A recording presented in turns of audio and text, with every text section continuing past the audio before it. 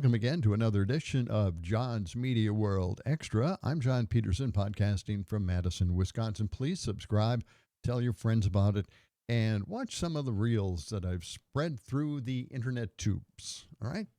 I'd love that. Now, we've been struggling paycheck to paycheck. Our food prices are high, our gas prices are high. We can't find time to go on vacation because mostly we just can't afford it. And yet, I guess we have too many services, too many ways the government is helping us. So now Trump wants to cut a whole bunch of those services for the Defense Department. That's right. He wants to pay more for defense. He wants to spend a new $1.5 trillion to feed the military budget. And he's going to do it on the backs of the services that we get and depend on. This is a really, truly long list. So therefore, I'm not going to read it. I'm going to go to the web for this. It is a web wisdom. Somebody's going to read all this stuff for me. Let's check it out. This one. I'm serious, and you need to grab a Trump supporter. And listen to this. Trump is seeking to pay for his new $1.5 trillion military budget by cutting the following: $510 million grants for farmers, $82 million loans for rural small businesses, fully eliminates that program. $61 million support for farmers, fully eliminated. $240 million school meal and food education. $659 million community building grants. $49 million support for minority-owned businesses, fully eliminated. $449 million economic development grants for communities. $1.6 billion weather forecasting, fisheries, and coastal protection. NOAA, the program they already cut, which has led to a shit ton of people dying over these weather events. $993 million scientific research and technology standards. $150 million support for American exports and trade. $2.2 billion broadband internet access in rural areas where farmers are and underprivileged people are, and they don't have access to the internet. $8.5 billion funding for public schools at a time when all our tax dollars are going to these goddamn voucher programs to rich kids. $1.5 billion vocational training programs, fully eliminated. Training that's needed because everybody's losing their jobs over AI. $2.7 billion college access and higher education support. $15.2 billion roads, bridges, and infrastructure projects. Contractors who own businesses, if you voted for Trump, this means you getting less money awarded for bids. You're not going to get them. $1.1 billion home energy efficiency and clean energy programs fully eliminated at a time when fuel prices are skyrocketing. $1.1 billion scientific research funding. We're going backwards. $386 million environmental cleanup. All right, I think we've got the idea. Anyway, it's quite the long list, and it'll make life harder and more difficult for everybody in the country. Man, just to pay for the Defense Department? Seriously? I thought we were going to spend the money on us this time. Guess not. Now, to give you an idea how bad things are now, Representative Thomas Massey posted a speech he gave just before MAGA's passed the big bad bill. Now, I have said all along that economists claim that if we repeal all the tax cuts since George W. Bush, another 2001 through now, all of the Trump tax cuts, the George W. Bush tax cuts, everything would even out. We'd have enough money for everything. I'm serious. All right, anyway, Thomas Massey posted this, and he also wrote, "I'm sorry if you're Republican and you don't want to hear this, but the national debt is $3.6 trillion higher than it was when Trump took office." Let's watch this. Gentleman from Kentucky is recognized for 90 seconds.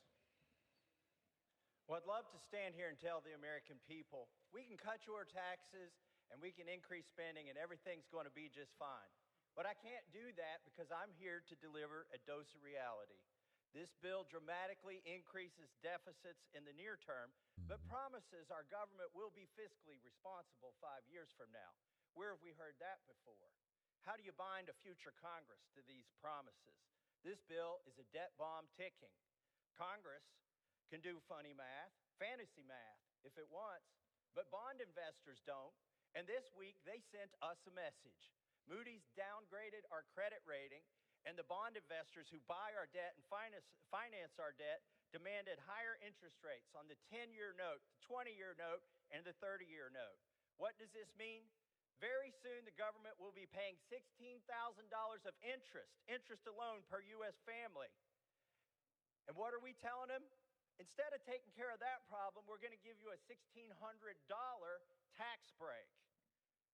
Under the taxing and spending levels in this bill, we're going to rack up, the authors say, $20 trillion of new debt over the next 10 years. I'm telling you, it's closer to $30 trillion of new debt in the next 10 years.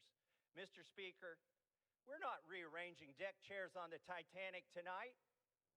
We're putting coal in the boiler and setting a course for the iceberg. If something is beautiful, you don't do it after midnight. I oppose this bill. Gentleman's time has expired. All right, that's Thomas Massey landing on the line, and that is what we're looking forward to. We were warned before that thing was passed. All right, so there you go. Now, from the Tennessee Holler, they had the question, does America feel great again? And they posted some of the answers. Does America feel great again? No, not at all. You know, I can get laid off tomorrow, then I'm pretty much homeless. Because, you know, you can't save now. Every dollar you have has to go to gas, groceries, bills, rent. Does America feel great again? Not in the way everyone wanted.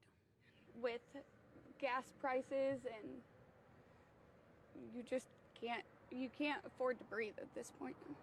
What does it feel like to be living in these conditions right now, in these economic conditions right now? Hurt, very hurt. I try to do, sorry, I cried. I try to do a lot for my kids, and I can't do much. It's hard, especially as a father, because you ain't got that extra cash to go and spoil your kids. So it's pretty difficult. The middle class is definitely being affected. Yeah. Low class might as well, crawl in a hole because they can't afford anything. Drill, baby, drill just didn't go, I don't think. You still can't beat inflation, no matter what. Well, it seems we never catch up, no matter what. We're always behind the eight ball. All right, so that's how Americans are feeling about the economy right now. Those were MAGAs who have changed their mind, and I wish more of them would. I have a MAGA friend in Milwaukee that I talk about often. He hasn't changed at all because he's following other things. Immigration crime, basically.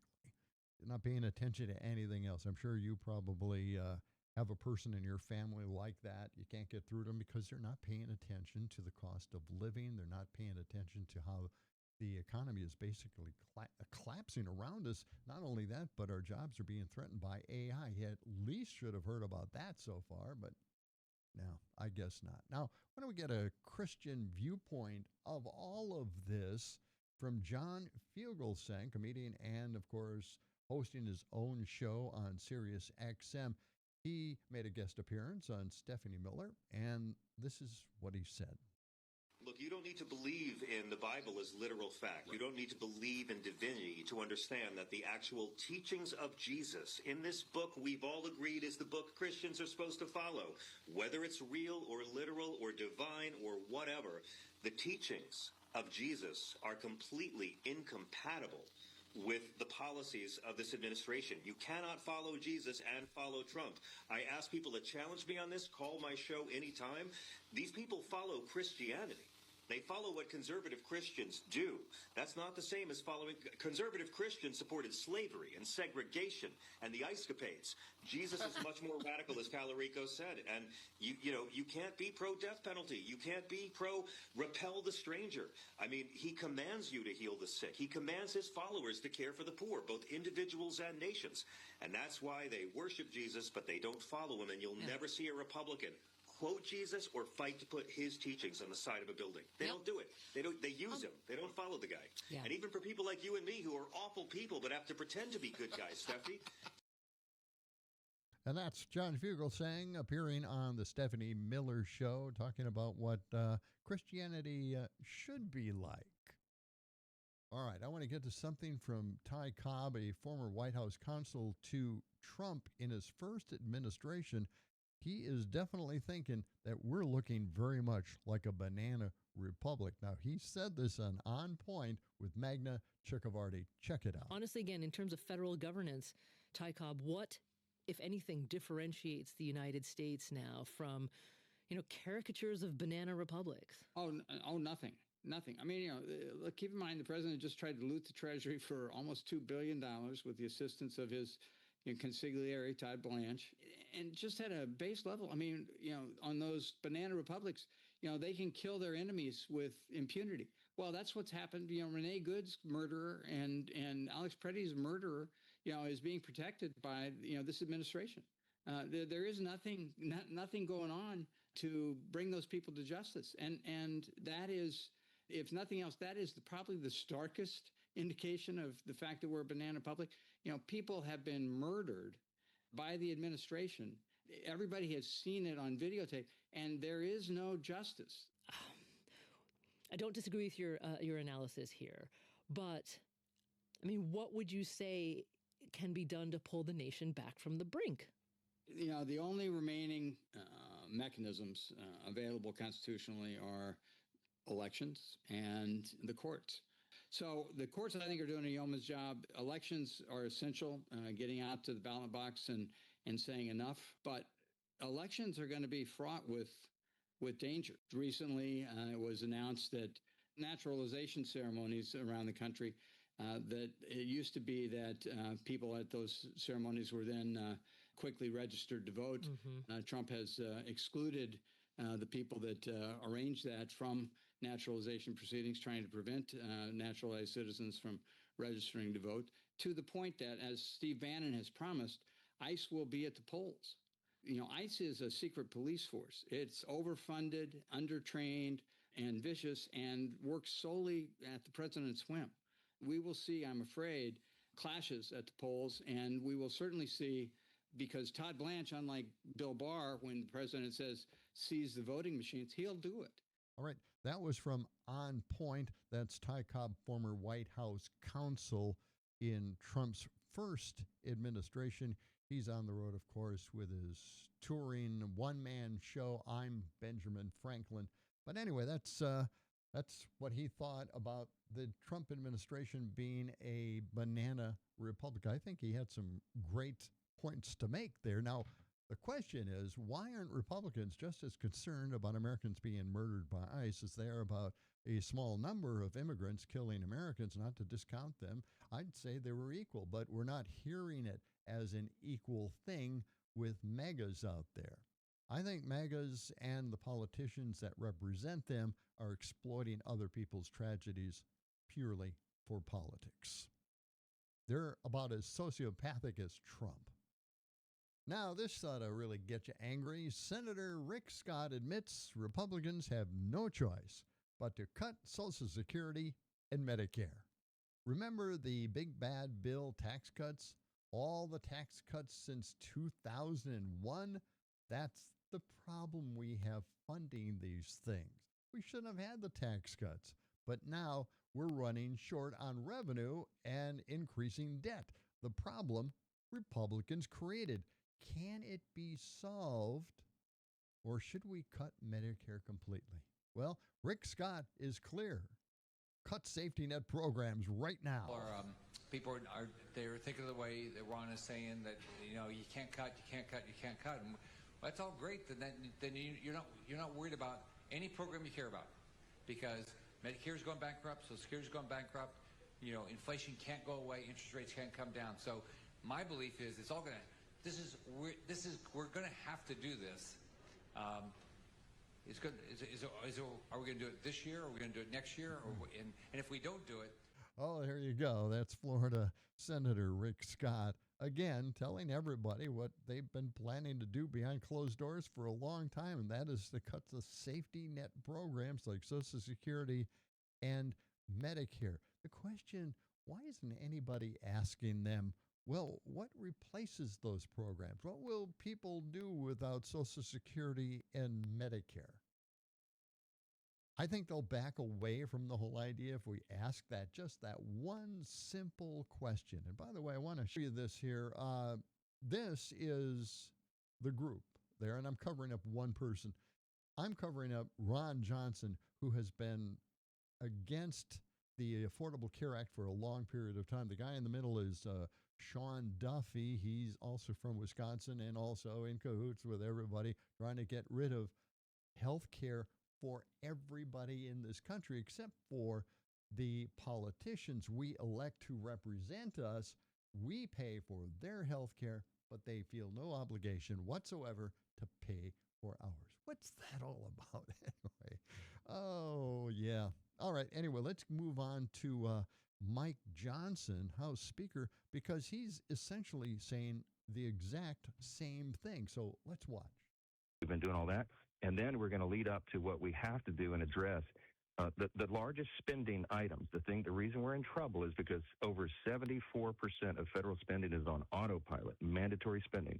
No, it actually has to do with the tax cut you just gave and you made permanent from the first administration that Trump had. Your entitlement programs like Medicare, Medicaid, and then things like Social Security, they have to be adjusted and fixed. We have a plan to do that next year, and it's critical because we're at $40 trillion plus.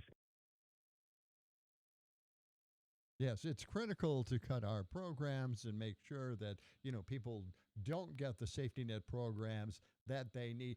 How can they make this argument even to their mega base? Please think about it, you people. Please, please think about it. All right, now, this idea of canceling the social safety nets, the major ones, especially when you're more vulnerable, you're a senior, you're retired, you're on a fixed income of Social Security, you don't have any savings to back you up on that, you need these safety net programs. But, Rick Scott had a plan, and this was, I think, a couple of years ago, where he was grilled actually by Fox News, of all people. They wouldn't let go of this thing.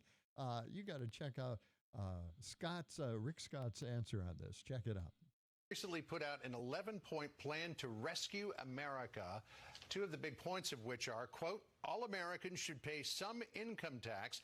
It also says all federal legislation sunsets in 5 years. So that would raise taxes on half of Americans and potentially sunset programs like Medicare, Medicaid, and Social Security.